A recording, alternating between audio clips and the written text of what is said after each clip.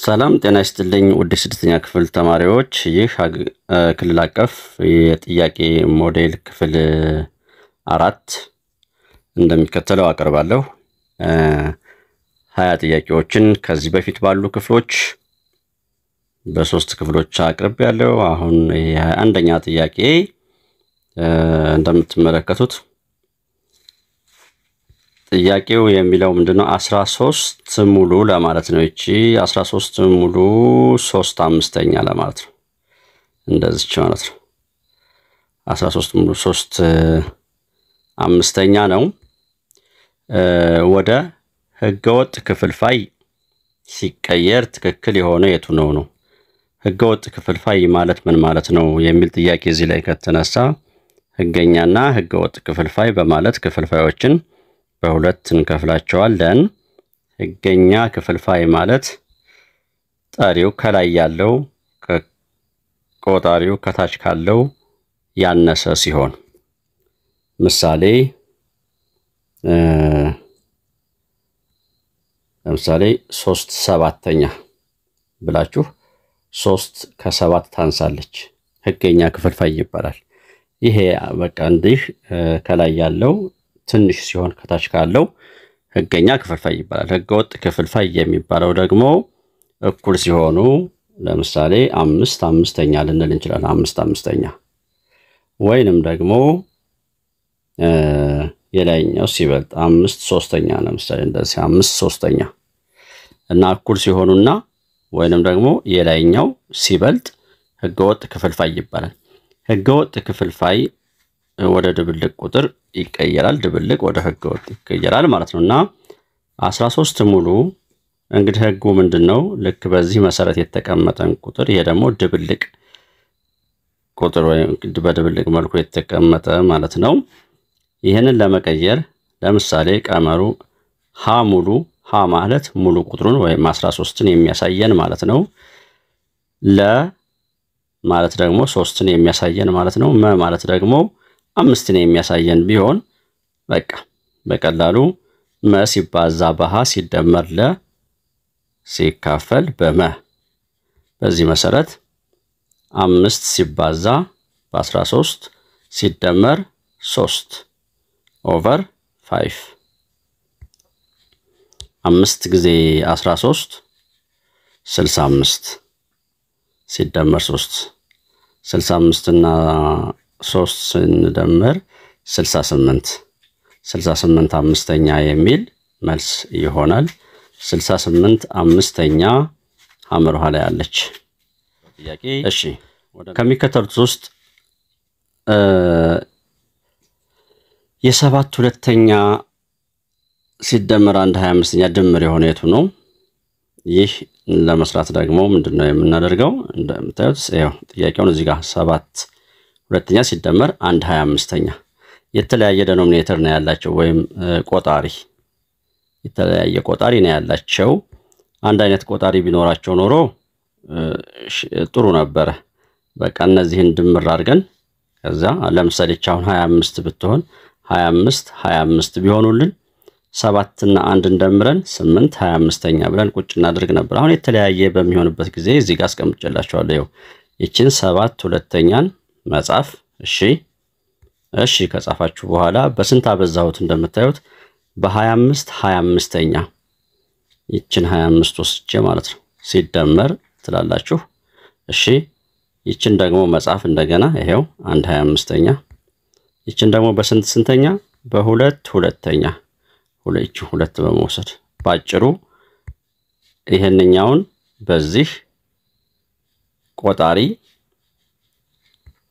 ይሄንን ደግሞ በዚህ ቆጣሪ ማለት ነው ግን ላይኛውንም ታችኛውንም ነው የምናበዛው አሁን ምን ሆነ ማለት ነው 7 ሲባዛ በ25 7 ጊዜ 25 175 ያውና እሺ 2 ጊዜ 25 50 እሺ ሲደመር ኦኬ 1 ሲባዛ በ2 2 25 ሲባዛ በ2 50 አያችሁ አይደል አሁን እዚህ ጋር ነው ምን ሆነ ቆጣሪያቸው ወይም ዲኖሚኔተራቸው ወይም ከታች ያለው ቁጥር 50 አንድ አይነት ሆነ። በቃ ባጭሩ አንድ አይነት ሆነ። አንድ አይነት ከሆነ አንዱን መውሰድ ነው። ያውና 50 ወሰድኩ ማለት ነው። ከዛ ምን አደርጋለሁ? 175 እና 2ን ደመርኩ 177 50ኛ የሚል መልስ ይሆናል። ከሚከተሉት ውስጥ 56 10ኛ ሲቀነስ 25 8ኛ ልዩነታቸው ወይም ሲቀናነሱ የምናገኘው ቁጥር ይሄው አሁን 22ኛውን እንደሰራ ነው። የተለያየ እንትን ያላቸው እንደምታዩት የተለያየ ዲኖሚኔተር ወይም ቆጣሪ ነው ያላቸው። ስለዚህ ምን ማድረግ እንችላለን? በመደመር ወይም በመቀነስ ጊዜ ደግሞ መሰላችሁ ያው እንደቀድሞ ማድረግ እንችላለን። ባይዘው 56 10ኛን በስንት ማብዛት እችላለሁ? በ8 8ኛ። 25 8ኛን ደግሞ በ10 10ኛ ባበዛው እችላለሁ። ሌላውን መንገድ ግን እንድታዩት ምን ማድረግ ይቻላል? ይችን 56 ትመጡና በክሮስ ፕሮዳክት ከ8 ጋር ታበዛታላችሁ። ያውና እሺ እዚህ ጋር መቀነስ ምልክት ነው ያለችዋል። ያው መቀነስ አደረኩ። እንደገና ይችን 25ን እመጣና በክሮስ 10 ጋር ያው ኦቨር ምልክት አደርጋለሁ። ማካፈል ምልክቱን አደርግና 10ን ከ8 ጋር ሲምፕሊ ማብዛት። ያው አሁን በቃ 56 ሲባዛ በ8 448 ይሆናል። ሲቀነስ ከሆነ ሲቀነስ፣ ሲደመር ቢሆን ሲደመር አደርጋለሁ። በዚሁ አጋጣሚ 25 በ10 ሲባዛ 250 10 ሲባዛ በ8 80 አበቃ። ከ448 ላይ 250 ሲቀነስ 198 80ኛ። እንዲህ የሚል ምርጫ ከሌለ አንድ ወደ ዝቅተኛ መሄድ ነው። 198ን በ2 ሳካፍለው 99 80ን በ2 40 99 40ኛ የሚል ፈልጋለሁ ማለት ነው። አለ ከሚከተሉት ውስጥ ጨረስኩ። 142 10ኛ ሲባዛ 8 17ኛ ውጤት ማብዛት ምንም ውስብስብ ነገር የለውም። 142 10ኛ ሲባዛ 8 17ኛ ምን ማድረግ ነው? በማብዛት ጊዜ ጠሪን ከጠሪ ጋር ማብዛት። 142ን በ8 ታበዛላችሁ። እንዲህ ግን ትልቅ ቁጥር ከሚሆንብኝ ምናልባት የሚቃለል ካለ ቀለል ባደርገው እንደ ትልቅ ቁጥር ከማበዛ አልኩኝና 142ና 10ን ሳያቸው መቃለል የሚችሉ ናቸው። በሁለት ሁለቱም ቢካፈሉ 142 በ2 71 10 በ2 5 በቃ 71 5ኛ ሆነልኝ ማለት ነው። ሲባዛ 8 17ኛ እንዳለ ከዚህ በኋላ ላብዛ።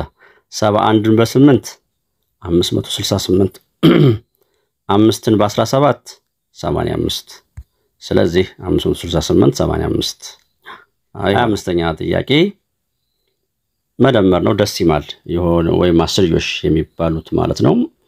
ምንድነው የመጀመሪያው 13.145 ያው 13.145 ይሄኛው ደግሞ ተደማሪው ደግሞ 8.26 አሁን እቺ ከነጥብ በፊት ሁለት ቁጥሮች አሉ።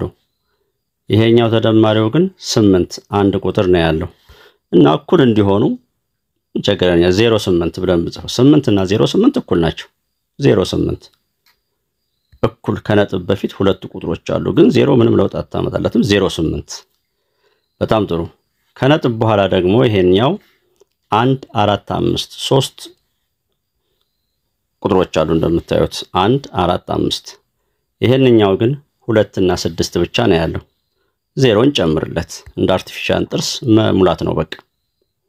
አሁን ምንም ለውጥ ስለማያመጣ ቁልቁል እንደምራለን። ከዚህ በኋላ 5 10 0ን ጽፌ 1 አለኝ 1 እና 2 3 1 ጋር 4 ነጥብ 8 እና 3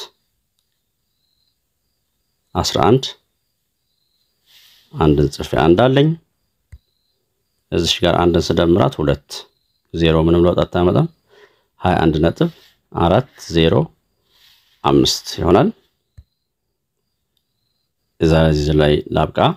በሚቀጥለው ለየት ያሉ 3 ጥያቄዎችን የያዘ ክፍል ይዤ እመጣለሁ።